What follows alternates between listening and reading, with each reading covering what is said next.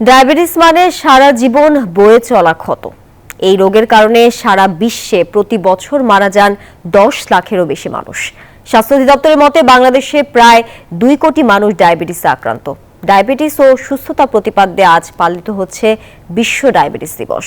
বিশেষজ্ঞদের মতে নিরাময় না থাকলেও এই রোগকে নিয়ন্ত্রণে রাখা সম্ভব। দেহে বাসা বেঁধে ধীরে ধীরে ক্ষয় করে পুরো শরীর, এমন নীরব ঘাতক রোগ ডায়াবেটিস। রাজধানীর বিভিন্ন হাসপাতালে প্রত্যেক দিন প্রায় 600 জনের বেশি ডায়াবেটিস রোগী আসেন চিকিৎসা নিতে। এরই মাঝে অনেকেই আছেন 20 বছরের বেশি সময় ধরে ভুগছেন ডায়াবেটিসে। তার ফলে দেখা দিয়েছে শরীরে আরো কিছু ভয়াবহ জটিলতা। ওই যে ডায়াবেটিসের লাগে ওই যে কিডনিতে সমস্যা দেখা দিচ্ছে, এখন আবার মাথা ঘুরে, বমি, এইডে টেস্ট দিলাম কতগুলো, এখন তো কথাই কইতে পারে না ঠিক করিয়া। 3 ঘন্টা পর পর সামান্য কিছু খাওয়া বা পানি খাওয়ালে ভালো থাকে, নাইলে হাইপো হওয়ার সম্ভাবনাটা বেশি।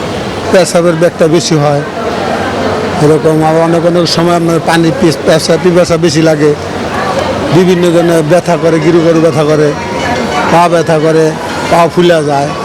বিশেষজ্ঞরা বলছেন বাংলাদেশে ডায়াবেটিস রোগীর 97% টাইপ 2।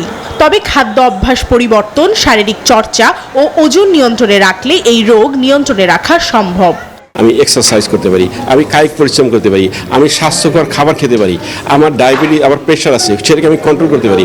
এই জিনিসগুলোকে আমাকে অ্যাড্রেস করতে হবে, তাহলে কি হবে, এই যে ডায়াবেটিস হওয়ার ঝুঁকিটা কমে যাবে। চিকিৎসকরা জানান একজন ডায়াবেটিস রোগীর প্রয়োজন খোলা জায়গা, স্বাস্থ্যকর পরিবেশ ও মানসম্মত খাদ্য।